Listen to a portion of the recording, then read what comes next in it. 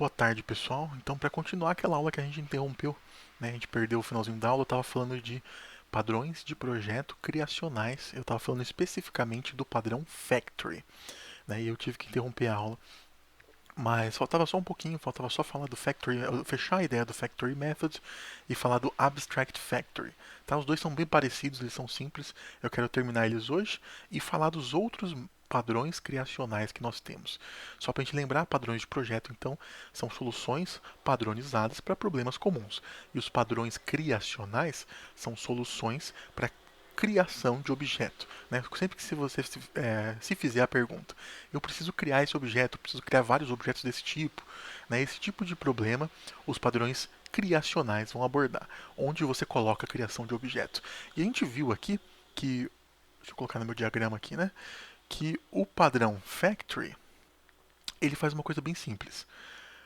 O padrão factory, né? Todos os padrões factory, tanto o simple factory que a gente viu na última aula, dá uma olhada de novo lá, tanto o factory method e tanto o abstract factory, eles são padrões que simplesmente separam a criação do produto do uso do produto, certo? Então alguém vai usar essa classe que eu chamei de produto, né, do objeto aqui, eu chamei de produto, e a criação desse objeto produto eu vou fazer numa tal da factory, tá? Esse diagrama aqui, pessoal, é o que a gente chama de um diagrama de classes, tá? Diagrama de classes é um diagrama da notação UML. O UML é um conjunto de diagramas que o pessoal inventou para ficar mais fácil da gente se comunicar, né, da gente entender. Quadradinho desse aqui, você pode entender que é uma classe. E aqui tem uma relação, né? Parece um pouco o diagrama de relação entre de banco de dados, né? Entre tabelas do banco de dados. Mas é um pouquinho diferente. Se você tiver dúvida, tem uma aula que eu coloquei na pasta não, na aba materiais externos, lá no nosso grupo. Então vai lá dar uma olhada. E eu vou colocar também uma aula que eu fiz dando uma visão geral de diagramas de classe. Por quê? Porque o diagrama de classe, você vai ver ele em modelagem de software com muitos detalhes. É lá que você vai ver todos esses diagramas. O diagrama de classe mais uma cacetada de diagrama que tem na OML. Mas para nós o diagrama de classe ele é importante agora. A gente vai precisar usar ele. Eu acho que ele nos ajuda muito a gente a se comunicar. Né? Uma coisa que você pode fazer no diagrama de classe é, deixa eu estender esse quadrado aqui. Você coloca o nome da classe, mas a sua classe ela pode ser maior. Né? O pessoal costuma gostar de fazer um quadradão maior. Por quê? Porque aqui você pode colocar atributos e métodos da sua classe.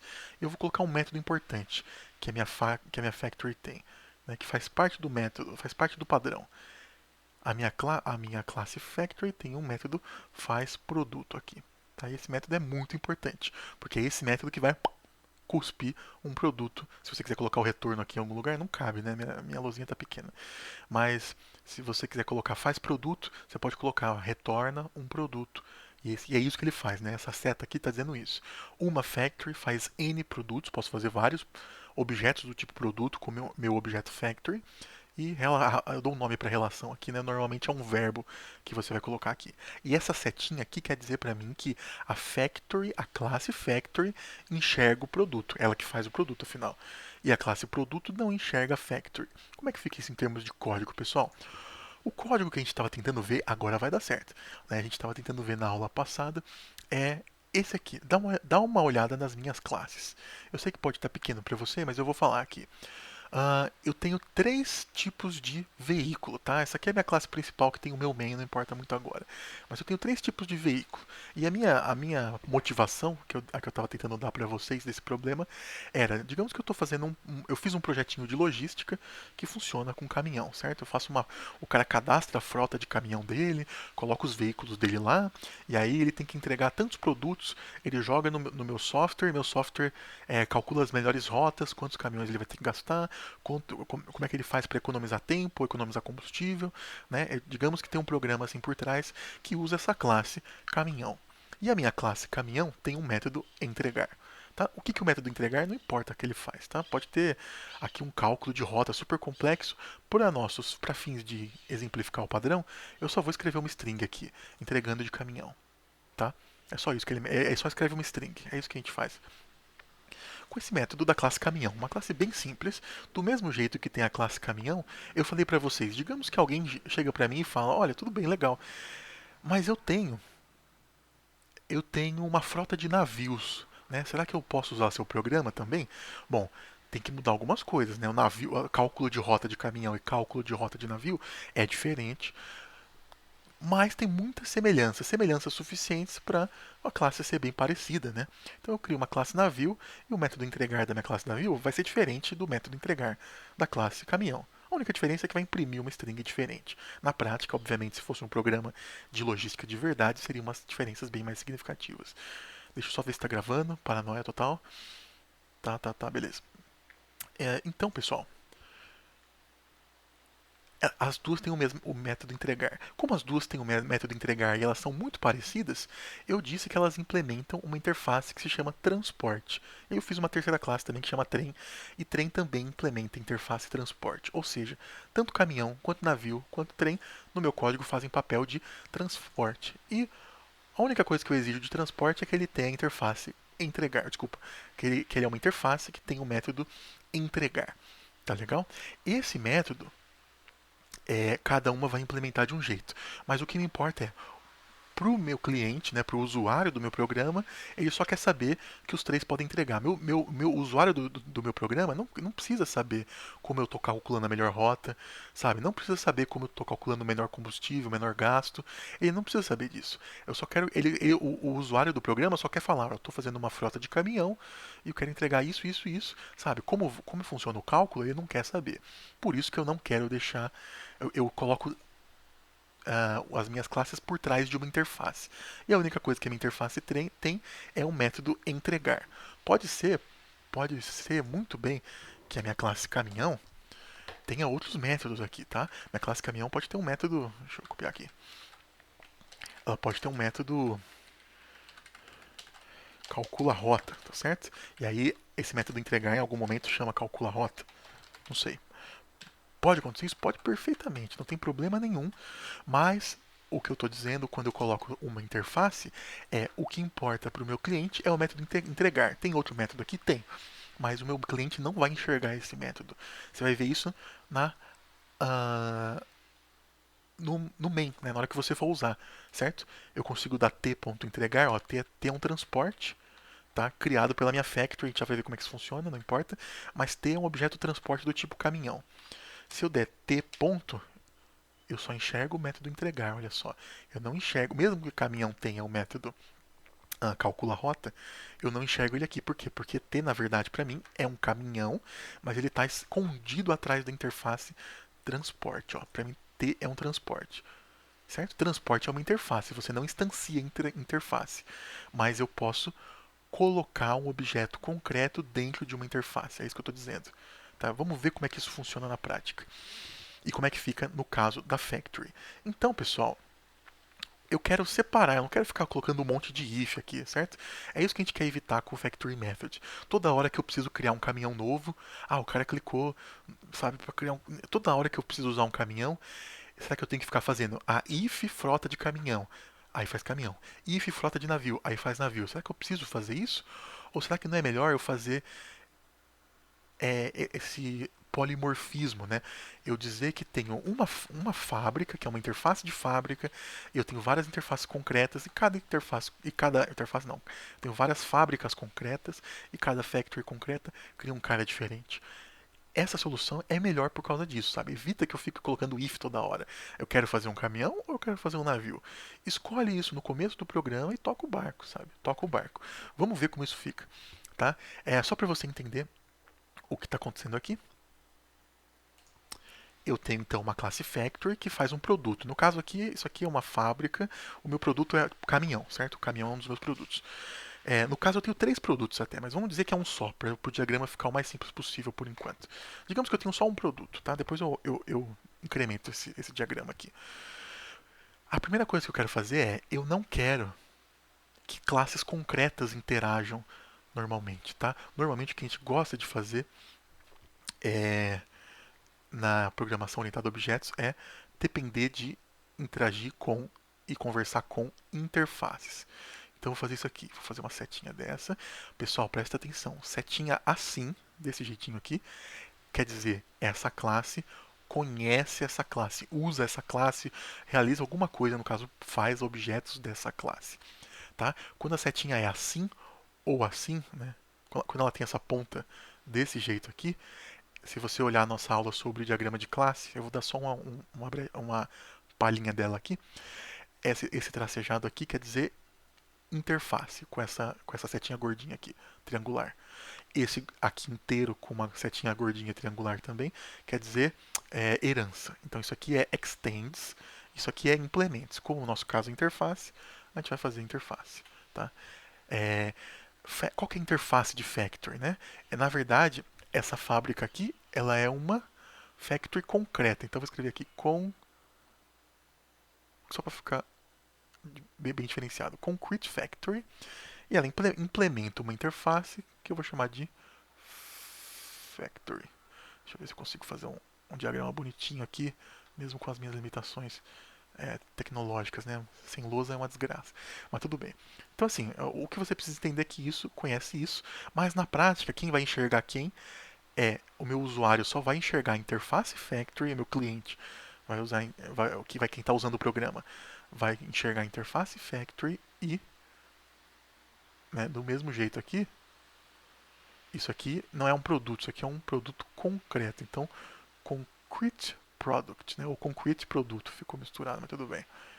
E isso aqui implementa a interface produto. Se você entender isso aqui, olha bem esse diagrama com calma, porque você precisa entender ele para entender o nosso código lá. Eu vou voltar lá daqui a pouco. Tá? A grande diferença é que eu tenho mais de um produto implementando essa interface. Então eu tenho, eu posso puxar uma setinha daqui também assim. Eu tenho eu não tenho só caminhão, certo? Eu tenho caminhão, tenho navio e tenho trem. Então eu tenho um concrete produto e eu tenho um concrete produto 2, vamos dizer assim, né, para ficar bem genérico. Tem um concrete produto e um concrete produto 2, que no caso para mim vai ser caminhão, vai ser trem. Né, eu tenho um terceiro, na verdade, eu tenho caminhão, trem e navio. Então eu tenho um concrete produto 3 também, tá? Dá para entender isso aqui? Olha só, esse cara e esse cara implementam a mesma interface produto. Se eu quiser dizer que isso aqui é interface, você pode fazer isso aqui, ó, colocar isso aqui e dizer interface aqui, entre essas chavinhas aqui. Tá? É um jeito de colocar isso. Não precisa se preocupar muito com essa anotação, eu só quero que vocês entendam, porque vocês vão ver ela nos slides e ela é muito importante. Mesma coisa aqui, a minha factory, ela é uma interface, letrinha desgramada, né? Ela é uma interface. E isso aqui é uma interface, então eu tenho factories concretas. Eu tenho uma concrete factory de produto, eu tenho uma concrete factory, vamos lá, concrete factory de produto 2, então tem uma concrete factory 2. Do mesmo jeito que eu tenho navio, eu tenho caminhão e eu tenho trem, eu vou ter uma fábrica de caminhão, uma fábrica de navio e uma fábrica de trem, certo? Então aqui eu vou fazer o quê? Eu vou puxar uma setinha aqui também para dizer que essa classe aqui faz a Concrete Factory 2 faz objetos do tipo Concrete Factory. E posso colocar aqui que é 1 para N, se eu quiser ser bem detalhista. E só para lembrar, né, essa linha pontilhada ou tracejada aqui, né, para dizer que Concrete Factory implementa a interface Concrete. Tem que fazer uma terceira classe também, né, porque eu tenho 3. Concrete Factory 3, eu não vou puxar a setinha porque está muito longe, mas teria uma setinha aqui para dizer que Concrete Factory 3 faz objetos do tipo 3. Mas acho que deu para entender já, né? Deu para entender. Então, olha só, eu tenho duas interfaces, uma interface fábrica com 3 classes concretas fábrica implementando, no nosso exemplo, né? 3, você pode ter 10, 20, uma ou 100. E aqui eu tenho uma interface produto com 3 produtos concretos, tá? Olha aqui como é que fica. As minhas interfaces, então, são transporte, que é a interface produto, e transport factory, que é a interface de fábrica, certo? E a minha fábrica tem um método faz transporte, tá? Do mesmo jeito que tem faz produto aqui, aqui também vai ter faz produto, tá? Vai ter um método faz produto. Não é faz produto 2 nesse caso, tá? É faz produto também. Por quê? Porque esse método está aqui, ó. Esse método está aqui, ó, na minha interface, Não é isso? Olha aqui, ó. Tá bagunçado o meu diagrama, mas olha aqui. A minha interface fábrica tem um método faz produto. Ela não é faz navio, não é faz trem, é faz transporte, bem genérico. Por quê? Porque aí eu não preciso lembrar o nome do que eu estou fazendo toda hora que eu for usar esse método. Como é que fica na prática? Olha só. Olha como é que fica a minha factory. Ela é muito simples, né? Só no nosso exemplo aqui. A minha factory de caminhão, ela é uma classe transporte factory de caminhão que implementa a interface transport factory, que só tem esse método aqui. Então a minha fábrica transport factory caminhão precisa implementar, tem um construtor aqui que eu não preciso dele, tá? Mas ela precisa implementar, né, dar override aqui no método da interface, que é, opa, o que aconteceu aqui? No método da interface, que é o tal do faz transporte. Né? Toda transport factory tem que implementar faz transporte. No caso da transport factory caminhão, o faz transporte vai retornar um novo transporte, que é um caminhão. Transporte é abstrato, é uma interface. Né? Não posso instanciar. Se eu colocar transporte aqui vai dar erro, vocês sabem, né? Só para mostrar. Se eu escrever transporte aqui, o que ele vai falar para mim? Ele vai falar: Ah, esse erro tá esquisito, mas ele basicamente está dizendo, ó, transporte não existe, transporte, aqui ó, apareceu agora. Transporte é abstrato, ela não pode ser instanciado. Por quê? Porque transporte é uma interface. Caminhão não, caminhão é uma classe concreta. Só pra gente lembrar como é que é o caminhão. Caminhão implementa a interface transporte. Então isso aqui é uma interface, mas isso aqui é concreto. Então eu posso retornar isso aqui. E como eu sei que todo caminhão é um transporte, isso aqui não dá erro, certo? Eu não preciso colocar caminhão aqui. Tá? Isso aqui não precisa disso. Eu posso colocar um transporte. Isso é importante por quê? Porque assim que eu crio o caminhão, eu retorno ele e o fato de que ele é um caminhão é totalmente transparente para o usuário. Olha como é que fica na hora de usar. O usuário que eu digo é quem vai usar meu código, né? Não necessariamente é quem vai usar o programa. É quem vai usar o código de factory que eu criei. Olha como é que fica na prática. A única hora que você vai precisar talvez de um if é aqui. Ou você vai precisar mudar, né? Ah, o cara quer fazer. Ele quer fazer uma frota de navios, cara. Como é que eu faço para mudar meu programa para frota de navios? Simples. É só mudar aqui. Pronto, resolveu. Né? Você vai ver que é só isso que eu preciso mudar para o meu código mudar totalmente. Né? Sente só como é que funciona. O que eu estou fazendo? Eu estou criando uma fábrica de caminhão, tá?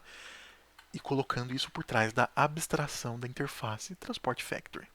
Tá? Então, TF é uma Transport Factory, mas mais do que isso, é uma Transport Factory de caminhão. Então, TF é uma fábrica de caminhão.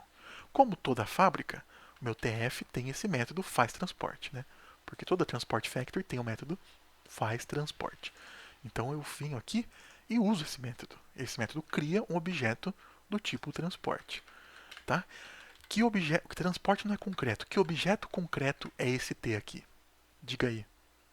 Esse objeto T, o concreto dele é um caminhão, porque a minha Transport Factory caminhão, o faz transporte dela, retorna um new caminhão. Return new caminhão. Tá? Então, basicamente, meu transporte aqui, isso aqui é uma interface, que é abstrato. Mas T, por trás dos panos, né, por trás dessa interface, o T concreto é um caminhão. Se você está com dúvida disso, lembra do programinha que você fez lá com a interface atleta, lembra da revisão que eu falei? Tem uma interface atleta e as classes concretas futebolista, ciclista e não lembro e atletista, não lembro qual que era agora as classes, tenista, isso, futebolista, tenista, entendeu? Mas todos eram atletas e eu podia fazer, por exemplo, uma lista de atletas e colocar todos no mesmo lugar e misturar futebolistas com tenistas e tudo mais. Mesma coisa aqui, tá certo? Agora o meu T, olha só, o cara, ele só precisa saber que é um caminhão aqui. No resto, é só ele usar o código. E quando eu rodar, o meu entregar vai o quê? O meu método t.entregar, ele vai se comportar como um caminhão. Quando eu der rodar, vamos ver. Olha aqui embaixo. Assim que executar. Ah, legal, tá meio bom já. Tá meio devagar, tá buildando. Running. Epa. Vamos ver o que deu de erro. Qualquer coisa eu corto aqui. Ai, implementing class. Tem alguma classe com erro? Não. eu tive que, voltando agora, eu tive que fazer uma clean build aqui. Deu um errinho, né? Ah, olha aqui, entregando de caminhão. Note que eu não dei new caminhão em lugar nenhum aqui. O meu new caminhão está escondidinho dentro da factory. Se eu quiser fazer um T2 aqui, transporte T2, eu posso fazer a mesma coisa e fazer T2 e aí ninguém precisa saber que o meu T2 é um caminhão, né? Certo? Entregando de caminhão, entregando de caminhão. Qual que é a vantagem disso? O fato de eu ter escondido que minha classe concreta é caminhão aqui atrás me ajuda porque agora eu só uso essa factory o quanto eu quiser. O quanto eu quiser. E eu nunca preciso mais lembrar, eu estou usando caminhão, estou usando caminhão. Certo? Olha só, se eu precisar mudar isso aqui para navio, eu só apago isso aqui, coloco o navio aqui e será que eu preciso compilar tudo de novo ou ele vai rodar? Eu não costumo usar o NetBeans, então às vezes eu. Mudou, tá vendo? Entregando de navio. Não precisei mudar nada aqui, não precisei mudar nada aqui. O modo de funcionamento é o mesmo, é o mesmo. A única coisa que eu mudei foi essa palavrinha aqui. E tudo, imagina que esse código aqui tem 4 linhas, né? Mas podia ter 100 linhas. Eu usando, fazendo tudo com caminhão. Para fazer com navio é só mudar. E aí, ó, o comportamento mudou. Tá vendo? O comportamento aqui está representado pela nossa string que a gente imprime. Né? Tá gravando? Tá. A nossa string antes era entregando de caminhão. Agora a nossa string é entregando de navio. Se eu tiver métodos para calcular rota, calcular rota de caminhão vai ser de um jeito, calcular rota de navio vai ser de outro jeito. Né? Eu posso inclusive misturar, se eu quiser ter duas factories e misturar a frota, né? Digamos que eu tenho uma grande empresa com frota de caminhão e de navio, aí sim eu posso fazer uma coisa desse tipo aqui. Né? Eu deixo um navio aqui, deixo o caminhão aqui, e aqui eu boto TF2, mas normalmente o que a gente faz, aí sim eu consigo misturar as coisas. Mas mesmo se você não precisar dos dois, né, o importante é que eu consigo decidir, eu estou fazendo transporte de caminhão ou transporte de navio. Tá certo? O que mais, pessoal, que a gente pode extrair do Factory Method?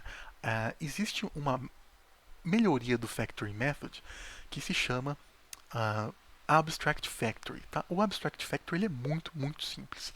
Tá? A única diferença dele, olha aqui o Factory Method, né, os diagramas. Eu tenho uma factory concreta. Eu tenho um produto e um produto concreto. E a minha factory tem métodos aqui, certo? Tem métodos que esse dois pontos product aqui está dizendo que o retorno desse factory method é um produto. E aqui está o código dele, está bem igualzinho ao nosso código, né? Desculpa esse método aqui. Return new produto concreto. Tá? Esse é o Factory Method. Como é que é o Abstract Factory? Qual a diferença dele do Factory Method? Ele é muito parecido. A única diferença dele é que agora eu tenho mais de um uh, mais de um método por fábrica. Como fica esse negócio?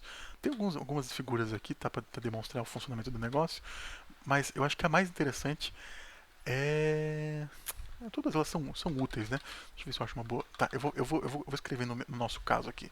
Vou modificar o nosso, o nosso código para fazer isso. Digamos que eu tenho aqui. Esse aqui não, esse aqui.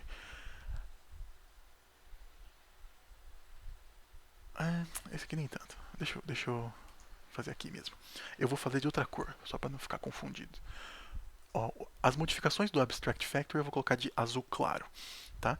Então eu tenho um produto concreto. Desculpa, eu tenho um produto e tenho 3 produtos concretos. Tá? Deixa eu pegar meu tablet de novo aqui para escrever. Aí, olha só. O que eu quero agora é que eu não quero só um tipo de produto concreto, eu quero 2. Digamos que eu quero o navio, né, o transporte, desculpa, o meio de transporte que é navio, trem e caminhão, e eu quero também colocar um motor, certo? Eu tenho que fabricar o navio e fabricar o motor do navio, por exemplo. Nesse caso aqui, eu vou colocar assim, ó, faz produto e, por exemplo, eu posso mandar fazer um produto B aqui. Mas eu vou colocar faz brinde, certo? Vamos dizer assim, todo produto que eu faço tem um brinde. Tá? E o produto e o brinde, eles são pareados um com o outro. Né? Pensa o Abstract Factory, o melhor exemplo dele é um combo de. É um combo de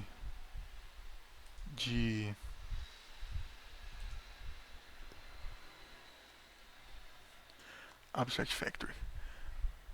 É um combo de McDonald's, né? Vamos fazer aqui rapidão, só para ficar o mais claro possível. Como é que fica esse negócio? Fica assim: eu tenho uma factory e eu tenho uma factory concreta. Eu tenho uma factory de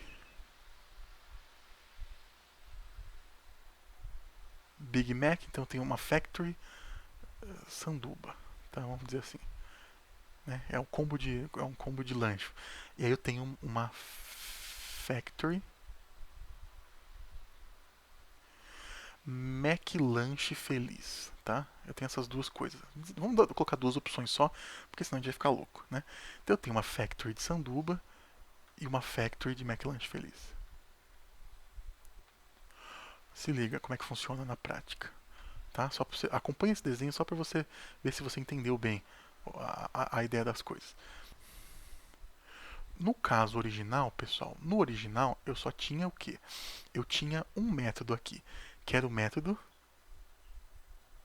faz burger.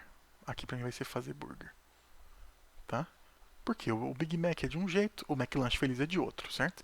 Meu Big Mac ele é um produto, meu McLanche Feliz é outro produto. Então essas duas classes implementam essa interface, tá? Então eu tenho um produto aqui que é o famoso burger, certo? E eu tenho, vou tentar fazer aqui retinho mesmo. E eu tenho dois produtos concretos. Um produto concreto que eu tenho é o Big Mac. E o outro produto concreto que eu tenho é o Mac Feliz. O lanche do McLanche Feliz é um lanche mais simples, né? Que é um menu de criança. Então não tem. Que é muito errado, né? Por sinal. Mas não tem picles, não tem alface. É só uma carninha e um queijinho, né? Pra criança não chorar. Tá? Então, assim, a Factory de Big Mac vai fazer Big Mac. E a Factory de McLanche Feliz vai fazer McLanche Feliz, né? Se eu quiser desenhar isso aqui rapidinho aqui. A Factory de Big Mac faz Big Mac. A Factory de McLanche Feliz faz McLanche Feliz, tá? E essa setinha, lembra que essa setinha mais normal aqui, sem o triângulo fechado, não é implementa. Isso aqui é interface. Isso aqui é a relação entre classes. Essa classe faz esse objeto. Essa classe faz objetos dessa classe. A grande diferença que eu vou colocar em azul claro agora, no caso do Abstract Factory, é que eu não tenho só um produto. Não é só burger meu produto. Eu vou ter outro produto, por exemplo,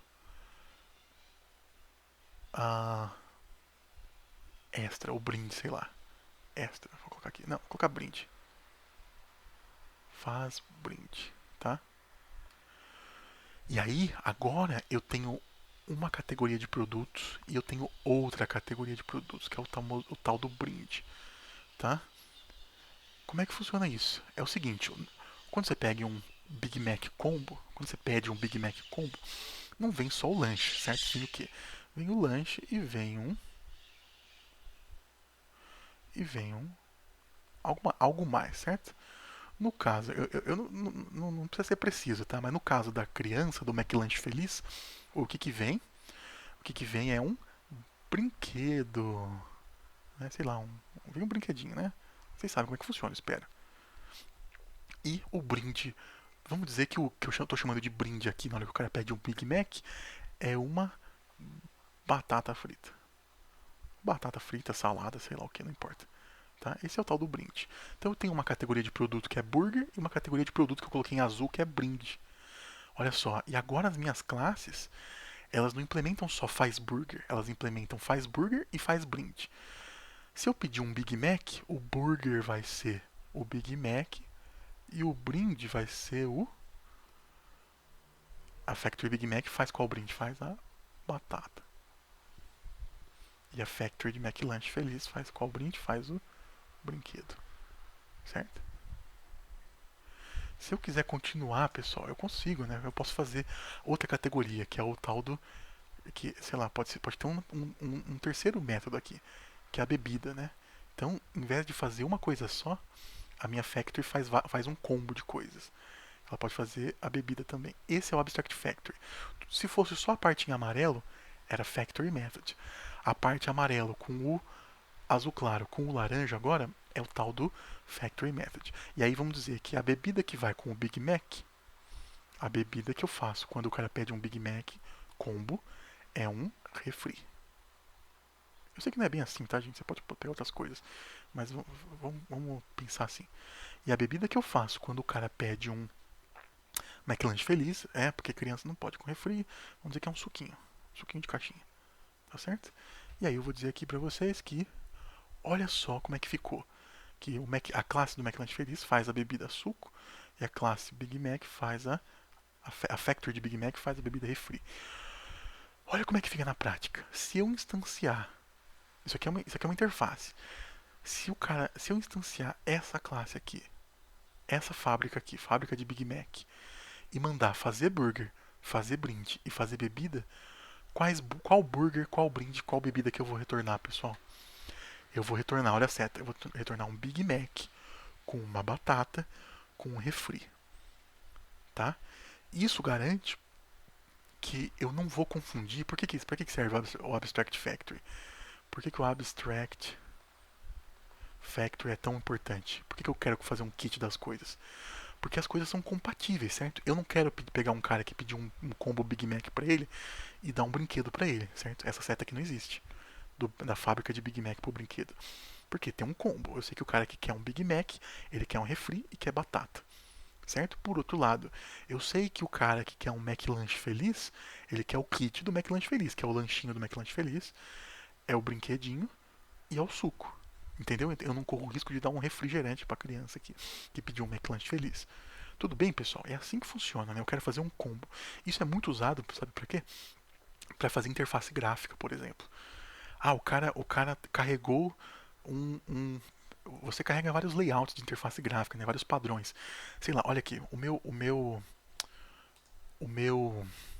NetBeans, ele tá com modo contraste escuro, né? Dark aqui. Ou seja, minha tela tá preta, minha letra tá branca, tá certo? Então assim, quando o cara foi criar essa janelinha aqui, ele criou um kit, certo? Ele criou, tem que ser um kit, não pode ser isso aqui tudo tá tudo preto, aí aqui tem uma tela branca, misturar, sabe? Não funciona assim. Se o cara carregou o layout visual dark, tudo tem que ser dark. A letra tem que ser clara, né? Não adianta eu colocar uma letra preta no fundo preto que não vai conseguir ler. Então, a ideia é que tem um kit aqui, ó. Eu tenho que carregar janela dark, eu tenho que carregar fonte dark e eu tenho que carregar botões dark, por exemplo. Certo? Eu não posso misturar. Então, eu crio uma factory de layout dark, de interface dark. E talvez seja assim que ele faz, viu, gente? Não é improvável, aliás, é provável. Talvez o NetBeans tenha, então, na hora que eu carrego o layout claro, que é o layout padrão dele, com tela branca e tudo mais, ele vai calcular o que ele vai criar, janela light, janela branca, né? Fontes claras, né? Fonte pro branco, que são fontes pretas, na verdade, e botões claros, certo? Não posso misturar, né? E se esse cara tivesse branco no fundo preto, ia ficar feio, né? E assim funciona o kit, por exemplo. Eu não misturo elementos de interface. Só para dar um exemplo, tá? De como é que funciona um Abstract Factory. Tudo bem, gente? Deu para entender? Para fazer o Abstract Factory no meu código, eu teria que fazer o quê? Eu teria que criar uma nova. Eu teria que criar um novo método aqui. Né? Eu teria que fazer faz transporte e, sei lá, digamos que tem que fazer o motor também. O kit é o transporte e o motor dele. Obviamente que o caminhão tem que ser compatível com o motor de caminhão, o navio tem que ter um motor de navio e o trem tem que ter um motor de trem. Então eu não posso misturar as coisas. Então na hora que eu vier aqui, na minha transport factory de caminhão, eu vou ter um faz transporte e eu vou ter também um. E eu não vou fazer tudo, tá? Porque é meio braçal. Mas eu vou ter um método faz motor que eu vou implementar e vai retornar um motor de caminhão. Eu garanto pra você que nunca vai acontecer isso aqui. Certo? Por quê? Porque o cara não. Quem fez isso fui eu. Quem fez esse código fui eu. E ninguém vai mexer nesse código. Tá? Todo mundo que for usar, vai usar o quê? Vai usar baseado na interface transporte. Ele sabe que o meu transporte faz entrega, ele sabe que o transporte tem um motor, mas como é que essas funcionam como é que tudo funciona debaixo do capô, né? Perdoe o trocadilho. Como é que essas coisas funcionam debaixo do capô, ninguém sabe. O cara não precisa saber. Se alguém quiser mexer na minha classe, pede pra mim, que eu explico, né, qual que eu falo. Mas o cara bate o olho aqui, ele já sabe que é uma factory, tudo organizado. Esse é o tipo de solução que os padrões de projeto nos dão. Tá legal? Esses foram os Factory, pessoal. Assiste a aula que eu gravei na semana passada para você ver o Simple Factory. E a gente tem aqui o Factory Method e o Abstract Factory. Tem outros padrões de projeto que eles resolvem alguns problemas um pouco mais específicos e é o que a gente vai ver a partir de agora.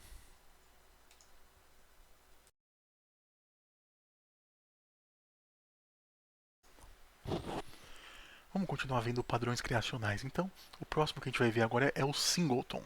Tá? E eu vou usar slide para falar dele porque ele é bem simples. Então, ó, nós temos os Factory que a gente viu aqui. E o que eu quero falar agora é de Singleton, depois Builder e Prototype. E a gente conclui os padrões criacionais, tá? Uma coisa que você tem que manter em mente, pessoal, esse slide vai estar lá, tá? Uma coisa que você tem que manter em mente é que os padrões, às vezes, eles são competidores, ou seja, você vai escolher um ou outro. Às vezes não dá para você usar os dois juntos. Às vezes dá, tá? Às vezes eles resolvem problemas parecidos e você tem que justificar por que você escolheu um ou por que você escolheu o outro. Tá? Vamos dar uma olhada. Por exemplo, o Abstract Factory, eles podem ser implementados com Prototype, né? O Factory Method também. A gente vai ver o que é um Prototype mais tarde, mas só para você entender, fica de olho nisso, tá? Não tem nenhum deles é uma bala de prata que resolve todos os problemas para matar o lobisomem, né? Cada um vai ter o seu uso particular, ok? Então vamos lá. O próximo padrão que nós vamos falar é o tal do Singleton, né? Eu botei esse meme aqui, né? Que esses memes já sumiram, mas a primeira vez que eu fiz esse slide foi em 2013, tá? E assim, eu podia ter tirado, mas eu resolvi deixar porque ele representa bem a ideia do Singleton. Você bate o olho e você lembra. O que é o Singleton? Ele é um jeito de você instanciar o objeto que você garante que só vai ter um objeto daquela classe. Um objeto de cada classe. Eu quero garantir que só tem um objeto de cada classe. Normalmente, isso você faz para algumas classes de controle, né? Eu tenho uma classe, sei lá, o login do meu usuário. Perdão, o login do meu usuário, ou sessão de login do meu usuário. Certo? O cara loga no e-mail, eu não quero deixar ele criar duas sessões de login. E às vezes o cara modifica uma coisa numa sessão e a outra sessão, ele, sabe, pode causar conflitos. Eu não quero que isso aconteça. Eu quero que o cara tenha um login só. Certo? Esse é um exemplo possível. Eu tenho um joguinho lá que tem uma classe fase. Eu não quero que tenha duas classes fase ao mesmo tempo, porque senão vai encher minha memória de coisa e pode bagunçar, pode dar problema. Eu quero garantir, eu quero mostrar isso no meu código, que essa é uma classe que é feita para ter só tem um objeto dela. Tá?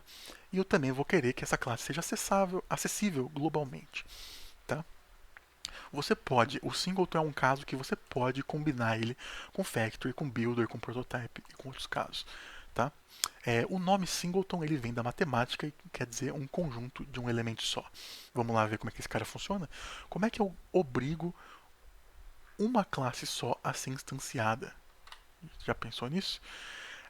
Normalmente a gente usa o Singleton também, pessoal, quando eu tenho um problema de performance, sabe? Às vezes criar aquela classe é muito custoso, é muito difícil, eu preciso de vários cálculos. Pega o meu exemplo da fase, certo? Às vezes pode ter algum bug no código que lança duas fases, o que causa duas fases acontecerem.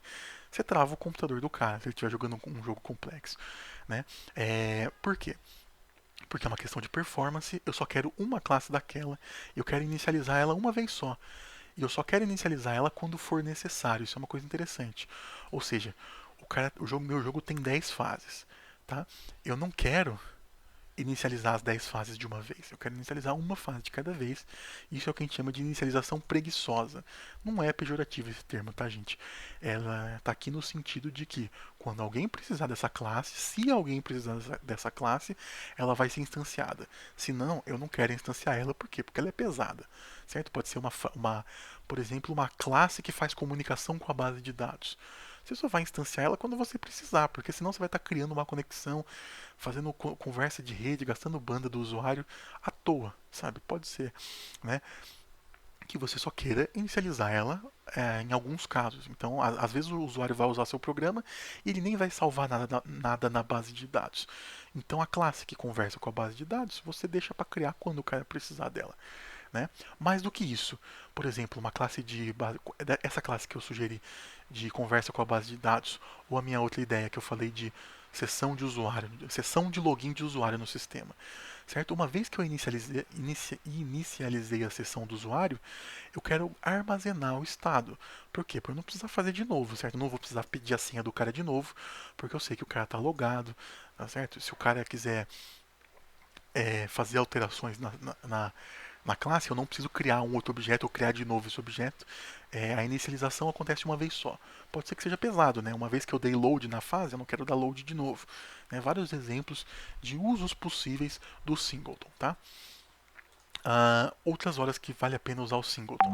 Não vale a pena você colocar, ou não faz muito sentido você colocar esse objeto em nenhuma outra classe, tá? Ownership é ser o dono de, certo? Eu quero que, normalmente quando você coloca a disciplina tem alunos, então a disciplina tem uma lista de alunos. Eu digo que a minha disciplina tem a ownership, né? Ela é dona da lista de alunos. Tá? No caso do singleton, às vezes não faz sentido, né? Uma classe que conversa com a base de dados, ela está dentro de onde? Do usuário, ela está dentro da sessão. Às vezes é melhor você deixar ela separadinha. Tá? Se você tem essas três condições aqui, provavelmente você quer um singleton. Se você não tem nenhuma delas, você pode usar um método static, tá? Fazer uma classe com métodos static funciona de uma forma parecida, mas o singleton tem algumas diferenças que a gente vai ver. Tá, vamos lá. Como é que funciona o singleton? Como é que eu garanto? Isso aqui é só um diagrama de classe bem simples, tá? Eu tenho meu cliente, eu só tenho uma classe do singleton, ela é bem simples, né? Mas a ideia do singleton é que a classe vai instanciar a si mesma. Hã? Como é que funciona isso? A gente vai ver. Mas a classe instancia a si mesma quando o cliente precisar dela da primeira vez. Então o meu cliente vai precisar, o cara quer salvar uma coisa na base de dados, essa minha classe de conversa com a base de dados, ela se instancia no primeiro uso. Como é que uma classe instancia a si mesmo? Fácil, com o método estático. Né, com o método estático. Lembra que o método estático é um método que não é de nenhum objeto particular, ele é um método da classe, no geral. Né? Olha como é que fica o código. Basicamente a ideia é a seguinte. Isso aqui é só um exemplo de eleição, né? A gente está na época da eleição dos Estados Unidos. Eu quero ter um governo só, eu não quero ter dois governos. Então, eu só crio uma instância de governo. Quando eu precisar dela, eu pego a mesma instância, tá certo? Só para a gente ver um exemplo de código, acho que o mais fácil de fazer é isso. Olha como é que funciona. Eu tenho uma classe que eu vou chamar de singleton. Não precisa chamar de singleton, chama de alguma coisa singleton, né? Se tiver singleton no nome é legal, porque quem for usar sabe que você está falando de um singleton.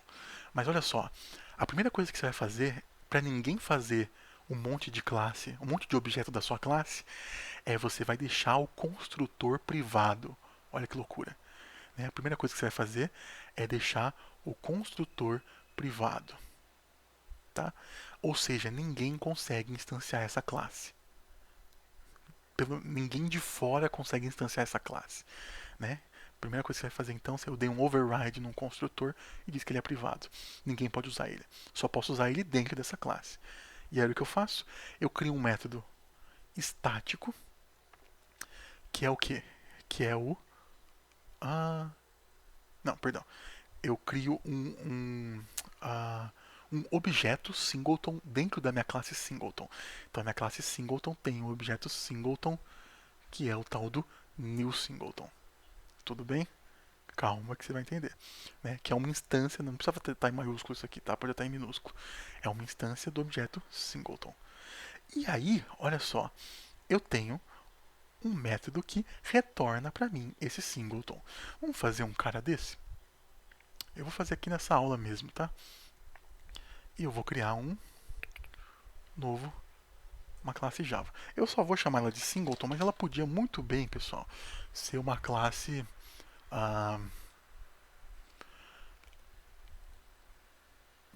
eu podia dar o nome singleton fase ou singleton comunicação com a base de dados. Normalmente é isso que você faz para dar a quem lê o teu código a ideia exata do que você está fazendo. Tá certo? Então vamos criar aqui. Primeira coisa que eu vou fazer com a minha classe singleton é privatizar, né, vamos dizer assim, o construtor dela. Então tem um construtor, pode ter alguma coisa dentro dele, mas eu não quero. Tá? Eu vou fazer o mais simples possível, construtor privado. O que isso quer dizer? Isso quer dizer o seguinte, cara. Agora, se alguém quiser usar meu singleton, você não, certo? Se vier algum incauto aqui e quiser fazer um objeto da classe singleton, eu não deixo, tá vendo? Tá dando erro, por quê? Ah, enfim, o erro não importa, mas não deixa por quê? Porque singleton é private, tá? É o que está escrito nesse quadradinho bege aqui. Singleton é private. Você não pode acessar ele. Então, não é assim que você vai fazer. Por quê? Porque senão, se não for private, o cara pode escrever que alguém, algum tonto vai fazer isso aqui. Ah, é singleton, mas eu criei dois, certo? Se você não escrever no teu código, as pessoas vão fazer desse jeito. Então, você não deixa ninguém fazer isso, tá? Como é que a pessoa usa a tua classe singleton, então? Como é que ela vai ser usada? Fácil. Deixa eu fechar umas classes aqui, só para abrir um espaço. Vamos lá. Minha classe é private. Eu vou ter um método que retorna um singleton e ele se chama getInstance, tá? Vai ser um método que eu vou deixar as pessoas usarem para pegar o meu singleton, ok? O que é esse erro aqui? Adicionar situação de retorno. Ah, tá bom. Por enquanto está retornando null, né? Só para não dar erro. E aí eu vou dizer que o meu objeto singleton, desculpa, a minha classe singleton, ela tem um objeto singleton que chama instância. Chama de instance, né? Do jeito que está lá. E ela começa como nula, tá? Ou seja, eu tenho uma instância aqui que não está inicializada. Eu vou inicializar ela quando eu precisar dela. É aquele negócio que eu falei, né? Se eu quiser fazer uma comunicação com a base de dados, como tem que fazer toda uma conexão, tem todo um processo complicado de fazer, eu não quero fazer à toa, tá? Eu quero que que isso aqui seja nulo e que isso aqui só seja instanciado quando alguém precisar dele. Alguém vai precisar dele quando ele usar o método getInstance, tá? Quando alguém usar o getInstance, o que eu faço? Primeiro, agora o método getInstance eu posso usar, né? Eu não posso dar new singleton, isso aqui é proibido. Opa, isso aqui não funciona, tá? Mas o que funciona para mim é eu dizer o seguinte: singleton s recebe, eu não posso dar new singleton, tem um construtor privado aqui. Mas o que eu posso fazer é usar esse método. Opa, faltou dizer que ele é estático. Faltou dizer que ele é estático. Agora sim. Agora, quem quiser usar, pode usar esse getInstance. E retorna um singleton. Tá legal? Por enquanto está retornando não está retornando nada, né? Mas está retornando nulo. Como é que eu faço agora? Eu vou ver se eu já instanciei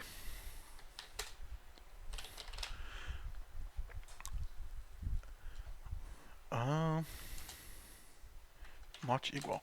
Se eu não instanciei, desculpa, se eu já instanciei o meu objeto singleton, eu faço o quê? Eu retorno ele. Ponto final. Ou seja, se ele não for nulo, eu retorno nele. Se não, o que eu faço? Eu retorno um novo singleton. Ou seja, olha só que interessante.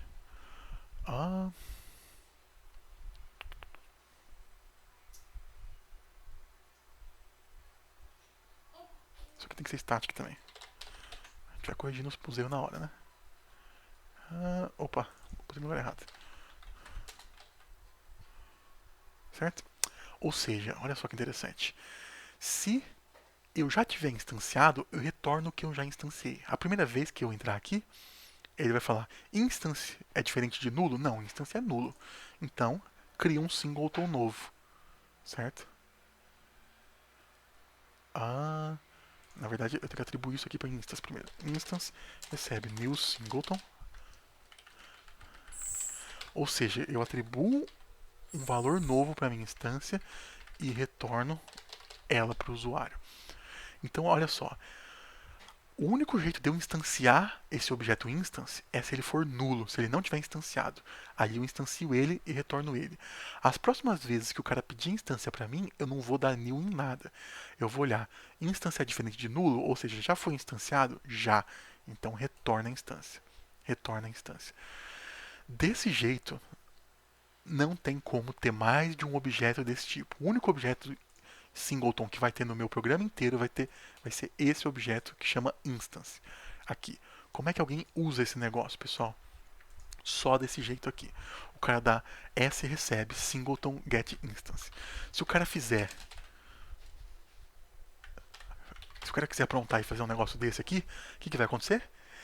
A instância que ele vai receber aqui vai ser a mesma instância daqui. Olha só. A instância que ele vai receber aqui vai ser a mesma daqui. Por quê? Porque na hora que ele chamou isso, eu criei a instância do singleton e retornei para ele. Na hora que ele chamar isso aqui, querendo malandramente bagunçar meu código, criar dois singletons, eu não vou criar um novo. Eu vou olhar e falar, eu já criei esse negócio? Eu já criei esse negócio? Já. Não é nulo. Então retorna o que eu já criei, não cria outro. Não preciso criar outro, retorna o que eu já criei. Tudo bem? É assim que funciona o singleton. Tá? Ele é muito, muito simples. Tá? É só uma classe e é uma forma de você escrever essa uma classe para você só precisar de um único objeto. Tá? Ele é melhor do que você fazer tudo static. Como? Você quer um objeto da classe, certo? Você quer que eu possa passar esse objeto para lá e para cá. Você quer que eu possa alterar esse objeto de várias formas. Você quer que eu possa ah, acessar globalmente esse objeto como se ele fosse um static, mas você quer que eu possa instanciar em algum momento, certo? E instanciar quando? Quando for necessário. Por quê? Porque às vezes a instanciação, né, às vezes não é só isso. Às vezes eu tenho que fazer um monte de cálculo aqui antes de conseguir te retornar essa instância. Tá? E aí, né, por exemplo, eu preciso logar o cara na rede e acessar a base de dados, fazer a conexão com a base de dados, ver se deu certo. Né? E não é um negócio que eu quero fazer à toa. Então eu faço o que? Eu faço uma vez, e se eu já fiz uma vez, eu só retorno aquilo que eu já criei. Tudo bem? O único jeito de eu dar new singleton é se singleton for nulo. E uma vez que eu criei singleton, eu nunca mais vou executar esse código aqui. Essas duas linhas de código só vão executar uma vez. Todas as outras vezes que o cara usar getInstance, eu vou retornar a mesma instância que já existe. Né? Então isso é útil, né? Alguém modifica a minha instância aqui, ela está modificada ali, tá? Essa é a ideia do singleton. Você pode até fazer uma classe, um doubleton, né? Uma classe com duas instâncias, certo? Posso ter uma instância 1 e uma instância 2, igual essa linha aqui embaixo. Tá? Mas, enfim, depende do que você está precisando. Às vezes eu tenho um jogo de dois jogadores e eu quero garantir que só tem dois jogadores criados. Então eu faço um doubleton, né? Jogador 1 e jogador 2, não sei. Então o que importa para mim aqui é essa estrutura da classe. Resumindo, construtor privado, objeto estático, privado também, para ninguém mexer sem permissão. E a única coisa pública é esse método aqui, que se eu não tiver criado ainda, eu crio o meu objeto. Se eu já tiver criado, eu não crio o retorno que já está criado. Tudo bem? Esse é o famoso singleton.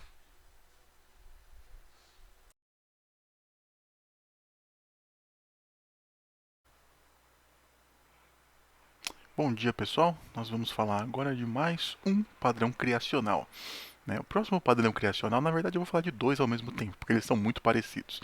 É o Prototype e Object Pool. Tá certo? São dois padrões que eu vou falar. O Object Pool, o livro do Gang of Four lá, né, o livro o seminal dos padrões de projeto, nem comenta muito dele, mas o pessoal tem usado muito esse termo porque ele é muito parecido com o Prototype.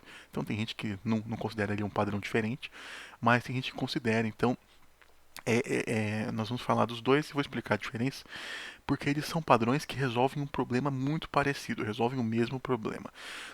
Eles também são padrões que se focam, né, cuja problema que eles resolvem, vamos dizer assim, é um problema de desempenho, né, ou, para usar o termo em inglês, performance, certo? É um problema de performance.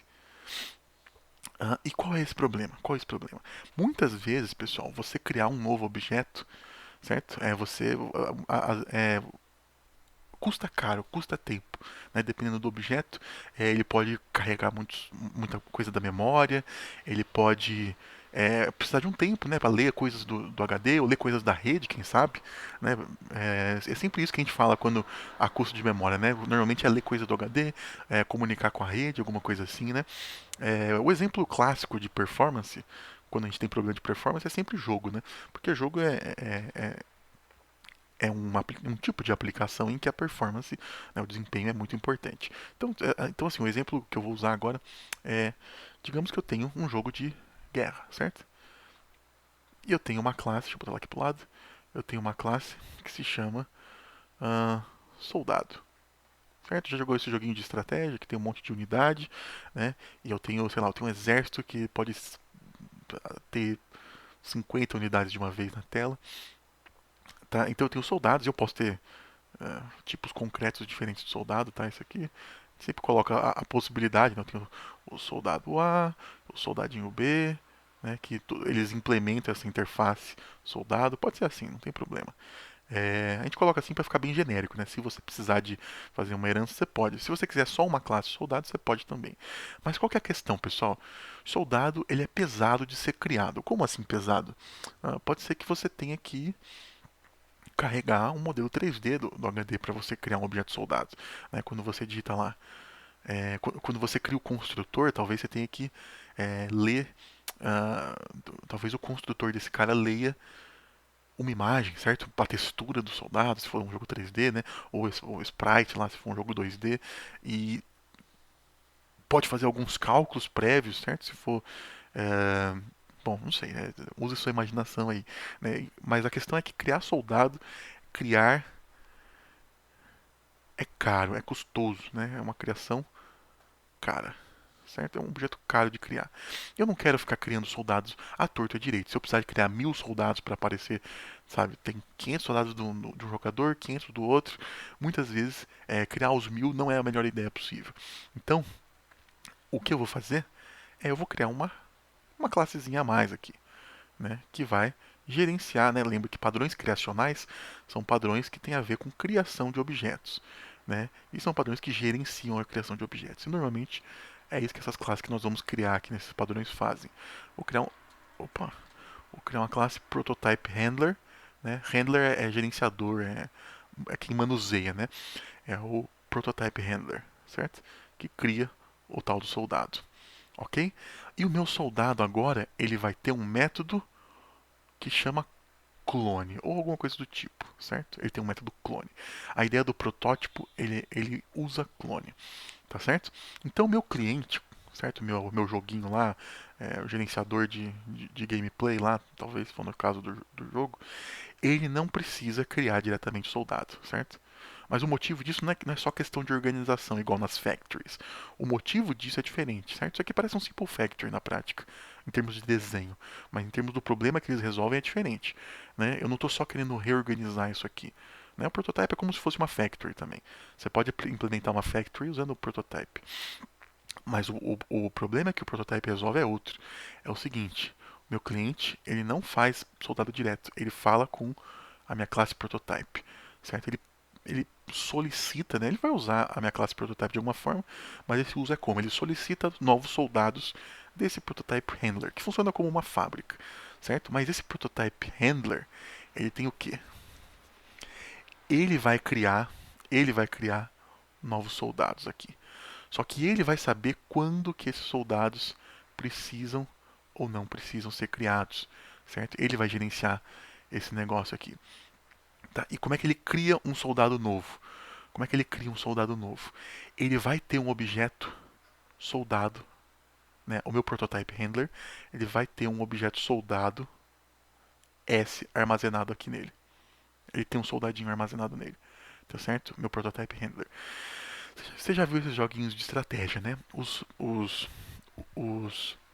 bonequinhos são todos iguais, né? Muda a posição deles na tela, muda algumas coisinhas, né? Tem outros padrões que a gente vai ver sobre isso. Deixa eu só ver se está gravando. Tá. É... Mas eles são todos idênticos, certo? Então por que eu vou carregar? Olha só que sacada. Como os meus, eu tenho 100 soldadinhos que eu quero mostrar na tela e todos eles têm a mesma textura. Por que eu vou carregar aquela imagem da textura 100 vezes se eu tenho 100 soldadinhos? É muito mais fácil eu fazer o quê? Eu tenho um soldado S E aí eu dou, que eu crio, certo? Como um new soldado, tá? E em vez de eu deixar as coisas as coisas pesadas no construtor, esse construtor é bem leve, ele só me retorna um objeto novo. Né? Então, em vez de eu ler as coisas, eu só dou o quê? Eu uso s.clone. Então, meu soldado S, né? E aí eu vou dizer aqui S2 recebe new soldado, e aqui eu vou dizer que S2 recebe s.clone. Alguma coisa assim, né? Ou S. A forma de implementar não importa muito. Mas o que importa é o seguinte: em vez de eu ler de novo todos os atributos, de eu fazer vários cálculos de criação, né? Criação cara desse objeto soldado, em vez de eu fazer todos esses cálculos, de eu ler coisas do HD de novo, eu vou fazer o quê? Eu vou pegar e eu vou dizer, por exemplo, S2.textura recebe S.textura, tá certo? Esse é o meu método clone. Tá? Eu posso passar o S2 aqui, em vez de botar ele aqui. A forma de você implementar não importa muito. Tá? Senão você tem que pensar como você vai fazer isso. Mas a questão é que o método clone vai ser um método que vai pegar os atributos do soldado, né, e vai retornar ou vai colocar eles em outro método. O importante aqui é que eu não vou fazer duas vezes o cálculo, tá certo? Eu já tenho esse cara aqui, esse soldado S é um protótipo, entendeu? O prototype render guarda um protótipo de soldado, que é o soldado que eu vou copiar sempre que eu quiser um soldado novo. Então olha só, quando o cliente pede um soldado novo, ele vai falar o quê? Prototype handler me dá um novo soldado, por favor, que eu preciso colocar um soldadinho novo na tela, certo? O cliente vai fazer isso. O cliente tem esse código. O que o prototype handler, vamos mudar de cor, senão vai ficar confuso. O que o prototype handler vai fazer no código dele? Ele vai falar, pois não, em vez de eu criar um soldado novo, eu vou criar um soldado novo, obviamente. Eu vou dar S recebe new soldado.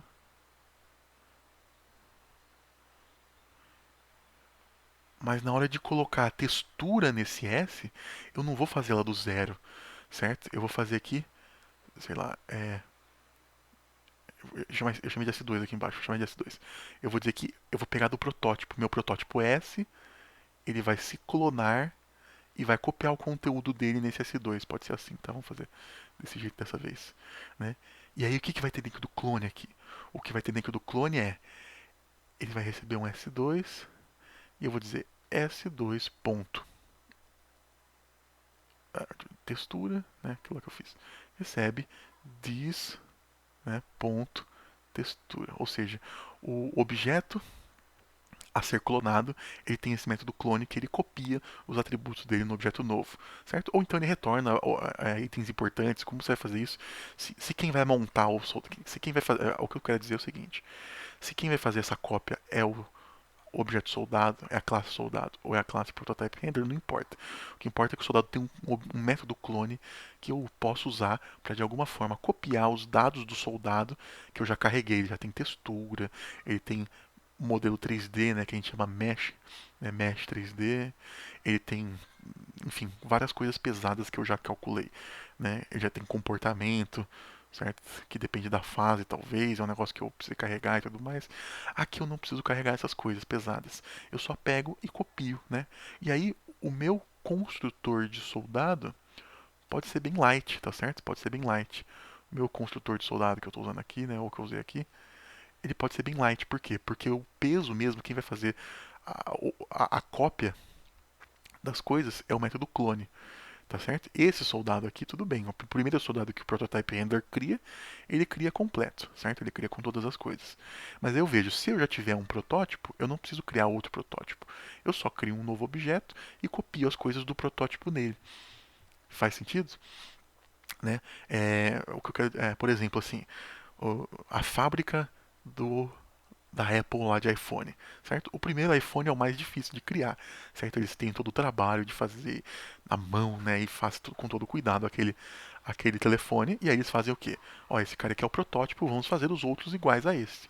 É a mesma ideia, tá certo? Eu tenho um protótipo, um objeto protótipo, em vez de eu ficar calculando tudo de novo e pensando tudo de novo e organizando as coisas tudo de novo, lendo coisa da rede ou do HD ou sei lá, seja lá onde for, tudo de novo, pedindo input do usuário, talvez de novo, né? Em vez de eu fazer tudo isso, Eu já tenho um protótipo, eu só copio esse protótipo usando o método clone do soldado aqui, tá certo?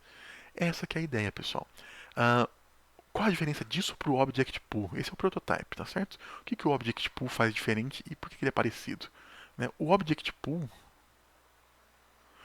na verdade, o que ele faz, ele reutiliza o mesmo objeto, tá certo?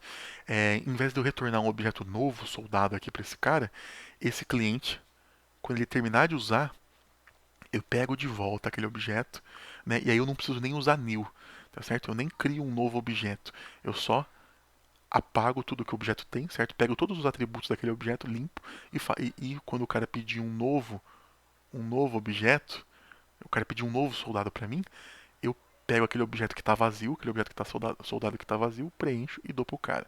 Quando ele terminar de usar, ele me devolve, entendeu? É como se fosse é um prototype retornável. Né? Em vez de eu dar um novo objeto pro cara que eu copiei do prototype, eu dou para ele um objeto prototype e quando ele acabar de usar, ele me devolve, tá? E isso aqui, cara, o jeito mais fácil de você entender isso é você entender que você já usou isso, tá certo? Os nomes das coisas são importantes, lembra? Onde que você já viu pool em algum momento na disciplina aqui?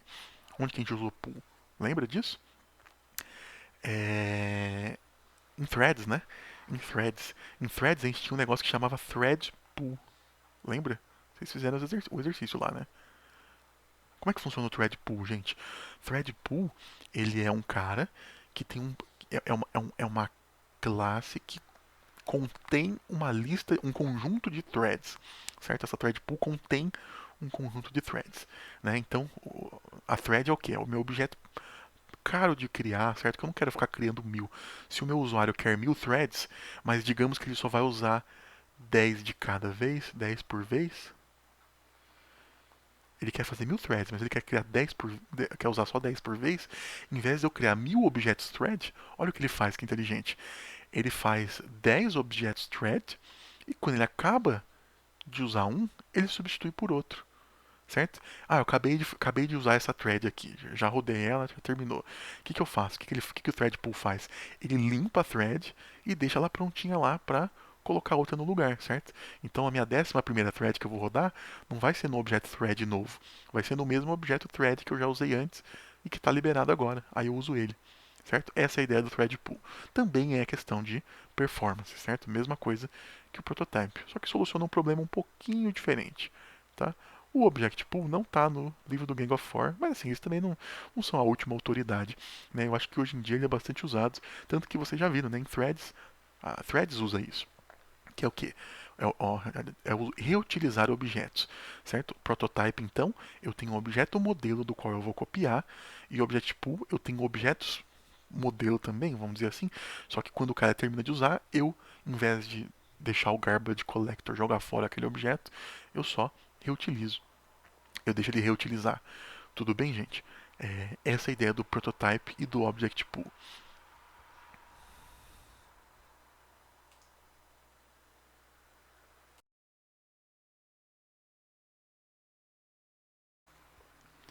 E agora, pessoal, a gente vai falar do último padrão criacional que nós temos aqui, tá? O que nós vamos falar esse semestre, que é o builder. Vou colocar aqui builder e a gente termina os padrões criacionais, que são padrões que têm a ver com criação de objetos, tá certo? Cada um resolve um problema diferente, como você viu. O builder é esse aqui. Né? Eu coloquei essa foto do Subway porque eu acho que ela é um exemplo clássico desse cara aqui. Um outro exemplo que eu pensei com os alunos uma vez na sala de aula, a gente estava conversando e veio esse exemplo, né?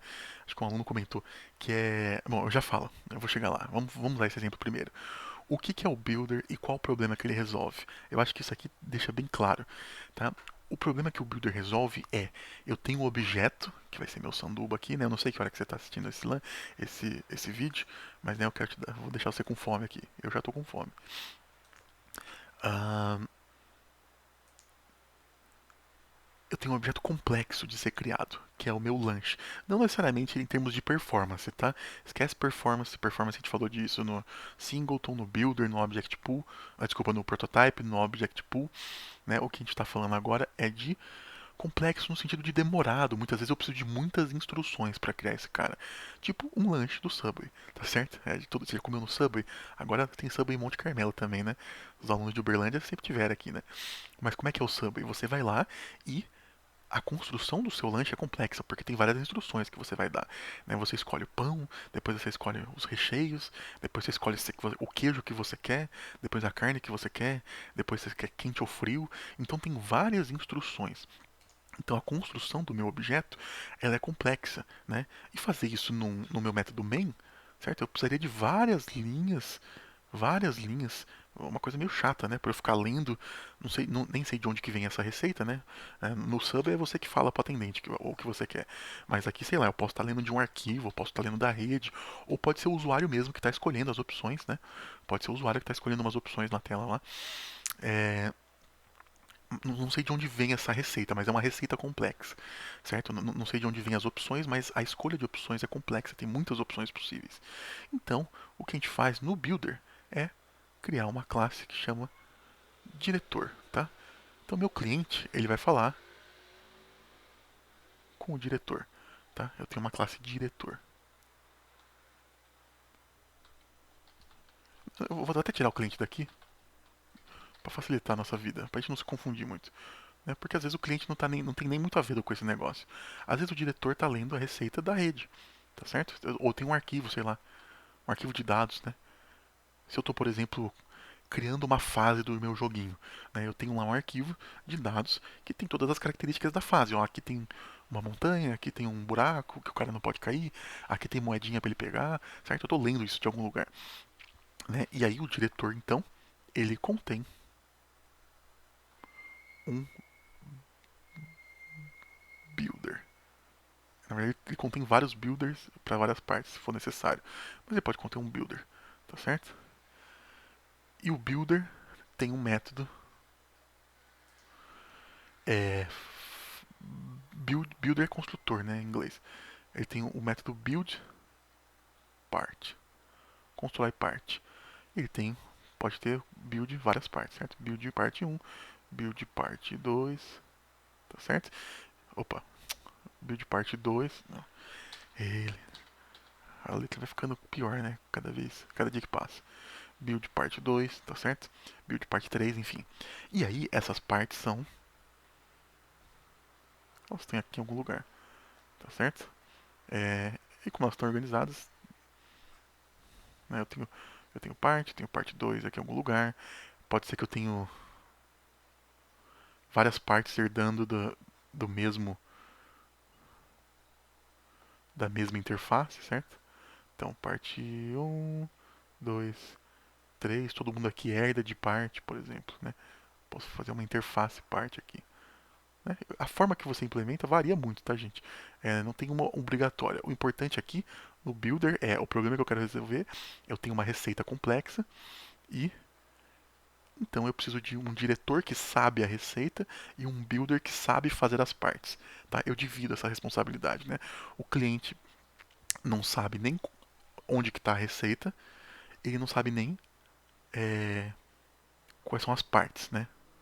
Então assim, o diretor ele sabe como fazer, não, ele sabe o que fazer e o builder sabe como fazer. Tá? Vamos só para ficar mais claro aqui, ver os diagramas aqui. Né? Então a ideia é a seguinte: ah, pode ser inclusive um menu lá pro meu jogador, não, pro meu usuário, né? Meu usuário, tipo, selecione o pão, aí o cara escreve lá. Eu quero, né, tem um menu lá e tem tipo opção 1, 2, 3. O cara vai lá e clica opção 2. O que vai acontecer? O diretor vai falar pro builder: Builder, constrói pão. A opção 2 é pão com manteiga, sei lá, pão de manteiga e ervas. Então, né, eu comi outro dia no Subway, então eu tô sabendo do exemplo.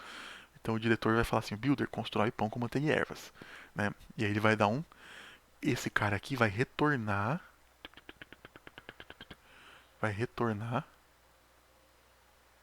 Normalmente a gente não coloca retorno no diagrama, né? Mas ele vai retornar uma parte, certo? Que é o pão com manteiga e ervas. Ele vai retornar, sei lá, o que é esse pão com manteiga e ervas? Pode até ser um objeto, certo? Meu diretor tem um objeto sanduíche aqui. Sanduíche S. Eu posso dar, sei lá, S ponto 7 pão, e eu passo o que esse cara me retornou, esse X que esse cara me retornou aqui, que é o pão com manteiga e ervas, certo? O builder me retorna um objeto pão, certo? Um objeto pão, e eu coloco esse pão aqui, né? Depois, quando eu mandar ele construir o queijo, eu build queijo, ele vai construir um queijo e vai me retornar um objeto queijo Y, sei lá, um objeto queijo Y. E aí eu vou dar S.7. S é o sanduíche, né? 7 queijo Y, tá? O exemplo que eu achei super massa que algum aluno deu foi que isso aqui pode ser já viu aqueles joguinhos de RPG? Que você, no começo, Skyrim, né, por exemplo, você constrói seu personagem. Essa é a mesma ideia, tá certo? Você vai construir seu personagem aqui. Então e você não precisa nem fazer na ordem, certo? Não precisa nem ter uma ordem. Ah, primeiro é pão, depois é o queijo. Não, você pode falar primeiro o queijo, depois o pão, e tanto faz. E o diretor vai organizar isso, certo? O diretor que vai fazer o quê? Vai montar o meu objeto sanduíche. E no final das contas, aí sim eu vou colocar o cliente aqui, né? Vou colocar o cliente aqui só pra gente saber. Aí sim, né? O diretor vai retornar quando ele terminar, vai retornar o sanduíche pronto. Pode ter sido um processo que demorou, certo? Igual um character builder num joguinho, né? Você demora para fazer um personagem, você demora, sei lá, meia hora, né?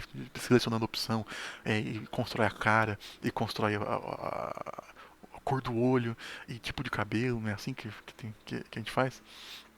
E aí ele vai fazendo, ó, 7 cabelo, pau, tal opção. 7 cabeça, tal opção. E o builder vai construindo essas partes, né? Sei lá, eu seleciono a classe do meu personagem. Se ele vai ser um arqueiro, um cara de espada ou um cara de magia. E aí o builder vai lá e constrói, certo? Constrói cara de magia. Um mago aqui.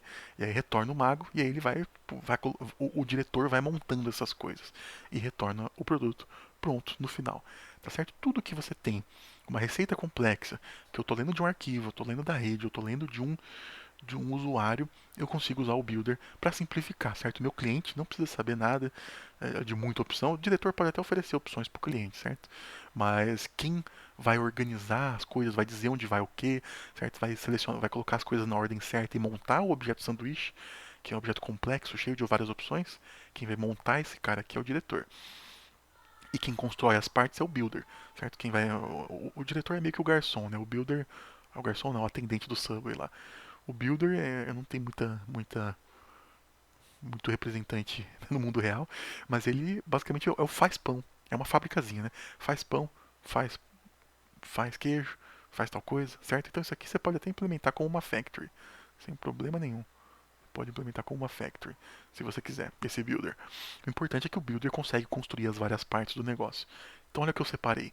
Eu separei o como fazer, né, ou o que fazer, né, que o diretor sabe, do como fazer, certo? As partes voltam aqui, o diretor monta elas e manda ver.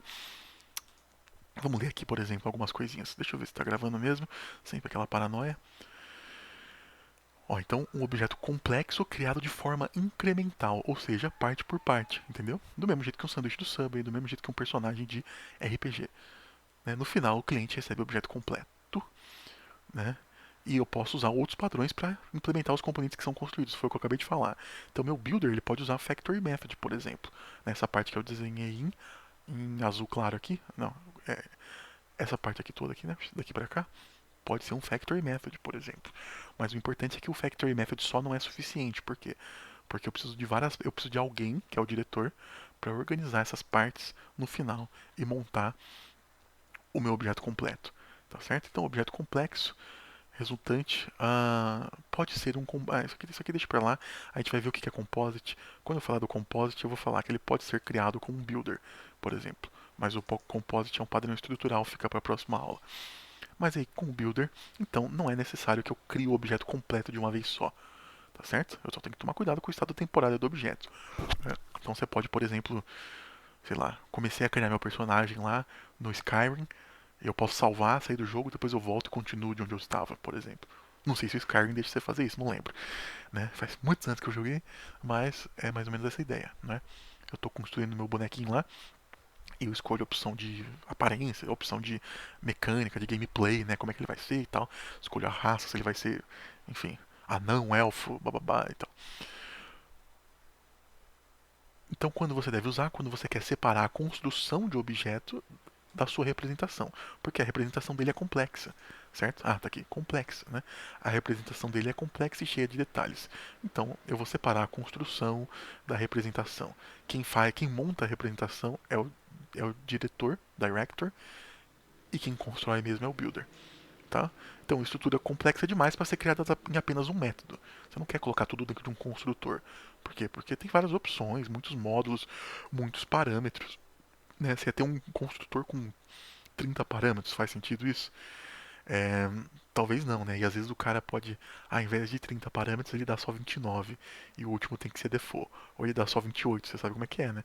Você pode ter quantos construtores você quiser. Eu não quero ter 30 construtores, então eu faço o quê? Eu faço o diretor organizar as coisas, certo? Entendeu? Eu quero dizer o seguinte, esse negócio de vários construtores você pode fazer um lanche sem queijo, por exemplo, né? Então, normalmente você passa no construtor é, pão, toppings e queijo. Pão, carne, toppings e queijo. Eu quero passar só pão, carne e toppings, sem queijo. Vai ser outro construtor, imagina o tanto de código repetido que isso não vai ter. Muito melhor do que fazer isso é você deixar tudo na mão do director, certo? O director, o cara não botou queijo, tudo bem, vou criar um sem queijo e boa, tá certo? Eu já criei o objeto e vou atribuindo, né? Vou dando set nos atributos dele. Não preciso fazer tudo isso de uma vez no construtor. Vou fazendo isso aos poucos, conforme o cliente for me pedindo as coisas, ou conforme a receita for aparecendo, conforme eu for lendo as coisas de um arquivo, tá? De um arquivo de dados e tudo mais. Então a especificação pode vir de vários lugares, foi isso que eu disse. Pode ser vir pela rede, pode ser hard-coded, que é uma prática ruim, né? Mas ela pode vir de uma leitura de um arquivo de texto, qualquer coisa assim. Não importa de onde ela vem, né? O usuário pode estar lá selecionando a opção, e aí o usuário demora 15 minutos entre escolher uma opção e outra, né? E não tem problema.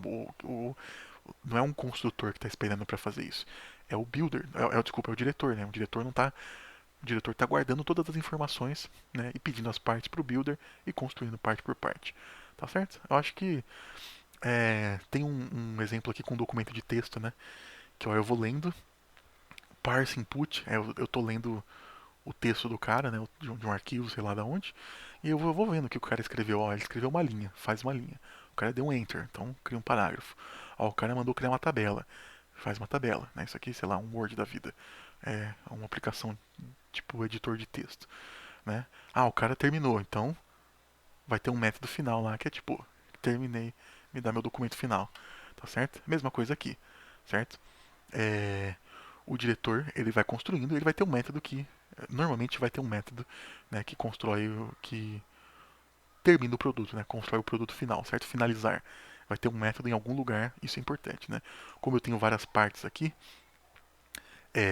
o diretor de alguma forma vai ter que ter um método finalizar, certo? Que é finalizar. É quando, sei lá, quando o diretor leu a última linha do arquivo, ou quando o cliente escolheu a última opção possível, ou quando o cliente falou terminei, certo? Terminei, o resto você pode, né, eu escolhi meu pão, escolhi minha carne, não quero queijo, então terminei.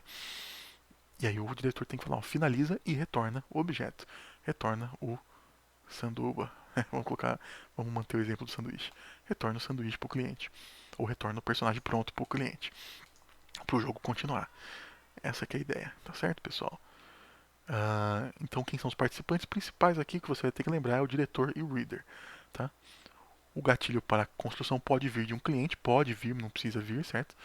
O cliente fala, quero criar um novo personagem. Ou então o diretor mesmo começa, certo? Você liga o programa, o diretor fala, opa, vamos lá, vou construir, eu estou num joguinho, fase 1, vou ler o arquivo de dados da fase 1 e vou construir. Ó, aqui tem um bloquinho, aqui tem uma moedinha, aqui tem um coraçãozinho de vida, e vou distribuindo essas coisas, lendo de um arquivo e construindo aos poucos, né? Módulo a módulo até o produto completo tá pronto. Tudo bem, gente? De novo, formas de implementar esses métodos aqui, a gente não precisa entrar em detalhes do conteúdo dos métodos, porque depende muito da sua aplicação. Mas esse cara aqui é bastante usado, tá? Vocês vão ver ele, por exemplo, onde foi que eu vi ele pela última vez? Em PDM, por exemplo, Programação para Dispositivos Móveis, né? Que é Android. Eu dei essa disciplina em Monte Carmelo algumas vezes. E tem, por exemplo, um negócio no Android que chama Notification. Não sei se você já viu. Você sabe que é uma notification, na verdade. É aquelas coisinhas que aparecem quando você puxa o menu de cima do seu celular, aparece coisa de vários aplicativos. Ó, o Facebook tá te avisando que você recebeu uma mensagem nova. O WhatsApp tá te avisando que você recebeu uma mensagem nova. O Gmail tá te avisando que você recebeu e-mail. Né? O YouTube tá te avisando que tem um vídeo novo de um canal que você tá inscrito. Sabe essas coisas? Isso são notifications. Tá? E para você construir uma notificação, você pode fazer um aplicativo e o seu aplicativo pode gerar notificações. Como a notificação é complexa, ela tem imagens, ela tem texto e ela tem vários textos nela. Pode ter imagem, ícones, ela pode ter também. Como ela é um objeto complexo, notification é um objeto complexo, tá? Ela usa um notification builder. Existe um objeto, eu acho que esse é o nome, inclusive. Existe um objeto lá no Android, na API do Android, que se chama notification builder. Tá? É, e você vai passar vários atributos, vários, vai chamar um monte de método lá para dizer, ó, você põe um ícone aqui, põe uma imagem aqui, pá, pá, pá, e quando você terminar a sua notification, você fala, pronto, terminei. Esse é o builder, tá? É assim que funciona o builder e tem exatamente um builder no, no, no Android. Pelo menos um, né? No caso da notification. Uma coisa que eu penso, se ajudar você a pensar, é que às vezes eu acho que o Builder ele lembra um pouco o Decorator, só que versão construção de objeto, certo? O Decorator ele tá mais preocupado com a estrutura do objeto, né? Que tem um objeto dentro do outro e tal, tal, tal. Uma parte do objeto dentro de outra parte, né? O Builder ele é a mesma ideia, certo? Eu tenho um objeto complexo com várias partes. Eu tenho meu café com chantilly, papapá, mas eu estou preocupado mais na construção, a construção desse objeto que é difícil, tá certo? Ah, eu vou esquentar. Você quer o queijo quente ou queijo frio? Então o cara põe o queijo antes de pôr no forno ou põe o queijo depois de pôr no forno, tá? Se você nunca foi no Subway, vai ficar confuso isso, né? Mas dá pra você pedir isso, né? Você vai falar assim, eu quero só que esquente o pão e o resto fica frio. Então o cara vai lá, põe o pão primeiro no forno e depois, né? A ordem das coisas que varia também, né? Então é um objeto complexo, é um objeto complexo. Usa o Builder, que vai te ajudar, vai deixar muito mais organizado. Se você colocar um nome Builder no nome das classes, então, melhor ainda. Você acabou de comunicar a quem for ler teu código que, ó, isso aqui é um builder, não precisa ficar assustado, só bate o olho e você já vai entender o que são essas classes, o que essas classes estão fazendo. Porque você conhece o padrão builder, eu conheço também, né? Nós acabamos de nos comunicar com sucesso aqui usando essa linguagem dos padrões de projeto. Tudo bem, gente? Então, terminando aqui a aula de padrões criacionais, esses são todos, né? Alguns a gente viu ao vivo, outros a gente viu aqui nessa aula. E próximo é padrões estruturais. Certo? A gente já viu alguns, os próximos a gente vai ver nessa segunda metade do curso. Até mais.